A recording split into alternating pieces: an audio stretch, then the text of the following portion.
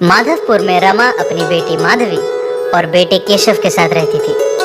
पति के गुजर जाने के बाद रमा बड़े कष्ट से अपने बच्चों को पाल रही थी। रमा हर रोज सुबह उठकर घर का सारा काम करके फिर ऑफिस जाती थी। नाश्ता लगा दिया है, जल्दी आ जाओ तुम दोनों। हम आ गए। आज टिफिन में क्या है माँ? आज मैं रोटी नहीं ले जाऊंगा। कोई जरूरत नहीं है रोटी ले जाने की। मैंने आज सैंडविच बनाया है, वो दिया है टिफिन में। ये आज तो बड़ा मजा आएगा। ठीक है ठीक है, अब जल्दी से नाश्ता खत्म करो और स्कूल जाओ। ऑफिस से लौटते वक्त मैं केक लाऊंगी। इसके बाद माधवी और केशव स्कूल चले जाते थे और रमा भी तैयार होकर ऑफिस चली जाती थी। अच्छे और शांत स्वभाव होने के कारण ऑफिस में भी रमा से सभी बहुत प्रेम करते थे। अरे रमा, तेरे बच्चे कैसे हैं? अच्छे हैं। दिन दिन उनकी बदमाशी बढ़ती जा रही है। अब आगे क्या करना है सोचा है? क्या करूंगी मतलब? बच्चों को अच्छे से बड़ा करूंगी, उनके लिए पैसा जमा करूंगी और क्या। पर तेरे फ्यूचर का क्या? तू क्या ऐसे ही जिंदगी बिता देगी? मेरा फ्यूचर तो मेरे बच्चे हैं ना। मैं बोल रही हूँ तू अकेली कब तक रहेगी? तेरी उम्र भी ज्यादा नहीं है, तो फिर से शादी क्यों नहीं कर लेती है? देख नीना, मैं अपने बच्चों के साथ बहुत खुश हूँ। मैं अपने बच्चों के परवरिश में कोई कमी नहीं चाहती, इसीलिए मैं दूसरी शादी नहीं करना चाहती हूँ, समझी? चल, बातें बहुत हो गई है, अब काम में चलते हैं, नहीं तो बॉस डांटेंगे। अपने जीवन के सारे सुख भूलकर रमा अपने बच्चों का परवरिश करती रही। दिन गुजरता रहा, बच्चे भी बड़े हो गए। माँ, मैं लंदन जाना चाहती हूँ आगे की पढ़ाई के लिए। ये तो अच्छी बात है।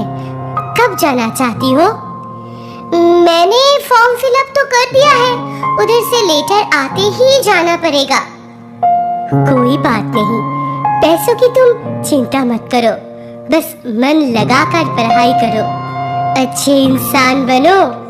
माँ, मैं बिजनेस करना चाहता हूँ। हाँ तो करो। मैंने कभी तुम लोगों को किसी भी बात के लिए रोका है कभी? पर माँ, मुझे कुछ पैसे चाहिए बिजनेस के लिए।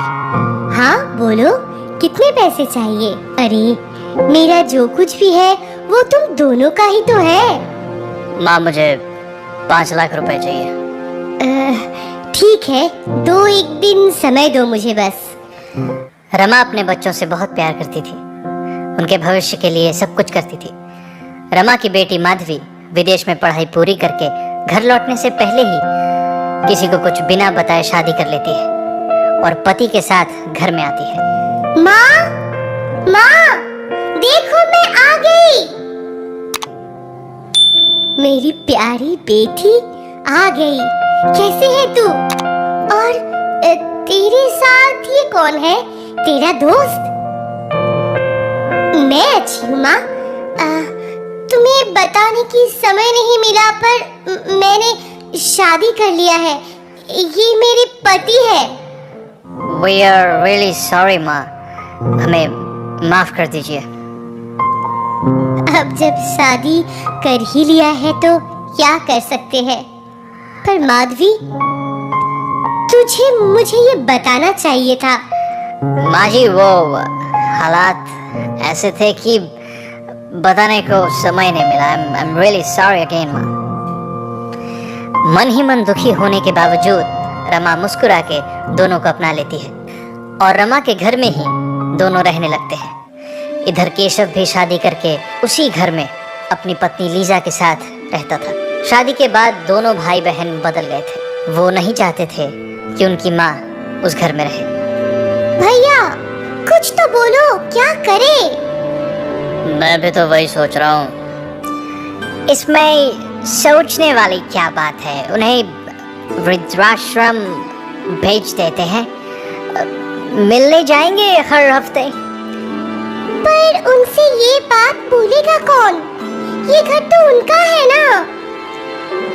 कौन बोलेगा इसका क्या मतलब है? हम सभी को बोलना पड़ेगा। और एक दिन चारों मिलकर रमा के पास जाते हैं बात करने के लिए। माँ, हम सब हमेशा बिजी रहते हैं, तुम्हारा ठीक से ख्याल भी नहीं रख पाते हैं। तुम सब चिंता मत करो, मैं ठीक हूँ। नहीं माँ, ये ठीक नहीं है, और घर में हमेशा हमारे ऑफिस के लोग आते हैं, तुम्हें मुसीबत होता होगा ना? अरे कोई बात नहीं है। नहीं माँ जी, आपकी भलाई के लिए हमने सोचा है कि आपको वृद्धाश्रम में रखकर आएंगे। वृद्धाश्रम? हाँ माँ जी, वहाँ आपको आपके उम्र के दोस्त मिलेंगे, आप खुश रहेंगे। आपके लिए शहर के सबसे अच्छे वृद्धाश्रम हमने बुकिंग भी कर दी है। रमा समझ जाती है कि उसके बच्चे अब उसे बोझ समझने लगे हैं। रमा वृद्धाश्रम जाने के लिए मान जाती है और उसके बच्चे भी हर हफ्ते उससे मिलने की प्रॉमिस करके रमा को वृद्धाश्रम छोड़ आते हैं। दिन गुजरने के साथ साथ रमा के बच्चे उससे मिलने आना भी बंद कर देते हैं। एक दिन वृद्धाश्रम में रमा का दोस्त रमेश, जो उसी के साथ उसी वृद्धाश्रम में रहता था, वो बोलने लगा, रमा जी, जिंदगी भर हमने अपने बच्चों के लिए क्या कुछ नहीं किया, ये दिन देखने के लिए। कहाँ रमेश जी, मैं तो यहाँ आप लोगों के बीच में अच्छी हूँ। जिन बच्चों को हमारी जरूरत नहीं, उनके बारे में हम क्यों सोचे? पर बुरा तो लगता है रमा जी, उस घर से हमारी कितनी यादें जुड़ी हैं और बच्चे हमसे मिलने भी नहीं आते। आज मेरे बच्चे आएंगे रमेश जी, आज उन्हें आना ही पड़ेगा। ये बोलते बोलते ही रमा की बेटी, दामाद, बेटे, बहू चारों पहुंचते हैं वृद्धाश्रम। तुम लोग आ गए? आओ आओ, मैं तुम लोगों की ही इंतजार कर रही थी। ये तुमने सही नहीं किया माँ, तुम ऐसा कैसे कर सकती हो? क्या हुआ बेटा? रमा जी ने ऐसा क्या किया है? हमें तो कुछ समझ में नहीं आ रहा है। माँ ने हमें रास्ते पर लाकर खड़ा कर दिया है। मतलब माँ ने अपने घर वृद्धाश्रम में दान कर दिया है। हम सब बेघर हो गए हैं। रमा जी, क्या ये सच है? हाँ रमेश जी, जिन बच्चों को अपने माँ बाप की कोई फिक्र नहीं है, जिन बच्चों ने अपने माँ बाप को उन्हीं के घर से बेघर कर दिया है, उन्हें अपने माँ बाप की जायदाद पर कोई हक नहीं है। जो बच्चे अपने माँ बाप को दुख देने से पहले एक बार भी नहीं सोचते हैं, उनके साथ ऐसा ही करना चाहिए। आप लोग मेरे अपने हैं, मेरे सुख दुख में, बीमारी में आप सब मेरे साथ हैं। आप सब मेरे घर वाले हैं और मेरा घर आप लोगों का, वृद्धाश्रम का। और तुम लोग जितनी जल्दी हो सके अपना रास्ता देखकर मेरा घर खाली कर दो। ये बोलकर रमा और रमेश वहां से चले जाते हैं। रमा के बच्चे वहीं खड़े रहते हैं। तो दोस्तों, इस कहानी से हमें ये सीखना चाहिए कि माता पिता हमारे जीवन की जड़ होते हैं, कहीं पहुंचने के लिए सीढ़ी नहीं। इसलिए हमें हमारे माँ बाप की इज्जत करनी चाहिए और उन्हें प्रेम से हमेशा अपने साथ रखना चाहिए। नहीं तो जो अपने माता पिता के साथ इतना दुर्व्यवहार करते हैं, उनके साथ यही होना उचित है। चंदनपुर शहर में नताशा अपनी सौतेली माँ और 2 छोटे भाई बहन के साथ एक छोटे से घर में रहती थी। नताशा बहुत ही खूबसूरत थी। वो एक डांस बार में काम करती थी और अपने परिवार का पेट पालती थी।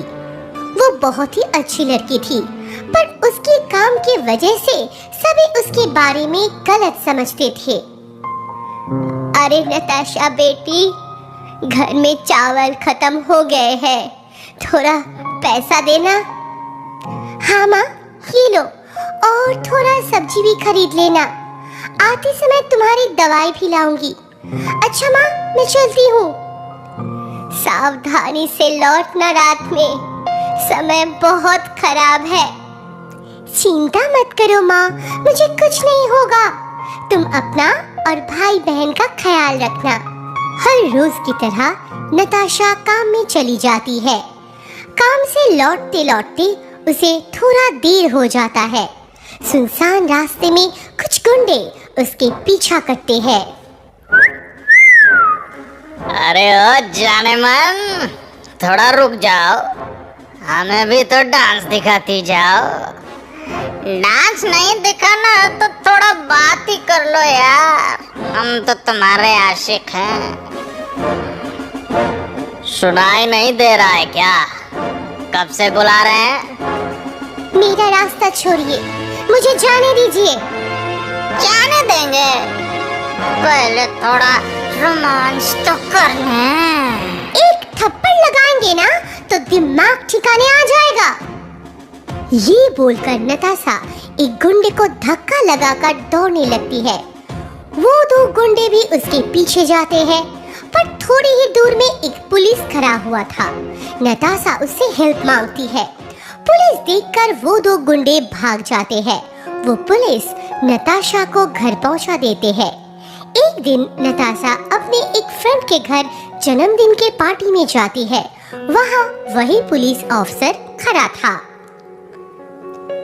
सर, आप यहाँ? मैं यहाँ, पर तुम यहाँ कैसे? वो आज जिसका बर्थडे है ना, वो मेरी सहेली है, उसी ने बुलाया है। रिया ने तुम्हें बुलाया है? हाँ, पर ये सब आप क्यों पूछ रहे हैं सर? क्योंकि रिया मेरी बहन है और वो तुम जैसी बार डांसर की दोस्त है। हाँ सर, मैं बार डांसर हूँ। मैं डांस करके अपने परिवार का पेट पालती हूँ। कोई गलत काम तो नहीं करती हूँ ना? ये बोलकर नताशा वहाँ से चली जाती है। तभी वहाँ रिया आती है। क्या हुआ भैया, नताशा चली क्यों गई? वो एक बार डांसर है, अच्छी लड़की नहीं है। नहीं भैया, वो अच्छी लड़की है। ये आपको किसने बताया कि वो अच्छी नहीं है? वो बहुत मेहनती है, वो पढ़ाई भी करती है, घर भी चलाती है। आपने उसका दिल क्यों दुखाया भैया? राहुल को अपनी गलती का एहसास हुआ। उसके बाद से राहुल नताशा का पीछा करना चालू कर दिया। वो नताशा को जितना जानता गया, उसे नताशा उतना पसंद आता गया। फिर एक दिन, नताशा, मुझे तुमसे कुछ कहना है। हाँ बोलिए, क्या सुनाना बाकी है आपको? तुम गलत मत समझना, पर क्या तुम मुझसे शादी करोगी? मुझ जैसी खराब लड़की के साथ आप शादी करना चाहते हैं? आपका दिमाग तो ठीक है ना सर? उस दिन के लिए मुझे माफ कर दो, तुम मुझे सच में पसंद हो। चैरिटी करना है तो कहीं और करिए, यहाँ कोई जरूरत नहीं है। ये बोलकर नताशा वहाँ से चली जाती है। राहुल ये सब बात अपनी बहन रिया को बताता है और उसका हेल्प मांगता है। रिया उसके भाई के इस फैसले से बहुत खुश था। वो नताशा से बात करने के लिए उससे मिलने गई।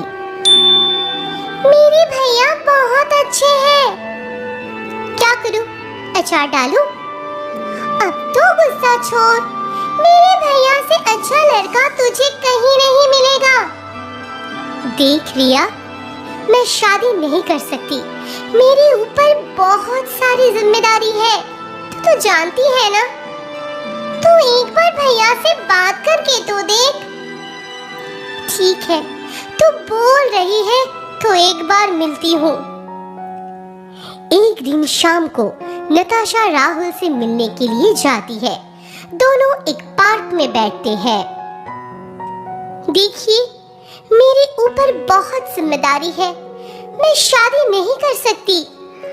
तो वो जिम्मेदारी हम आधा आधा बांट लेंगे। पर बाद में आपको ये सब अच्छा नहीं लगेगा।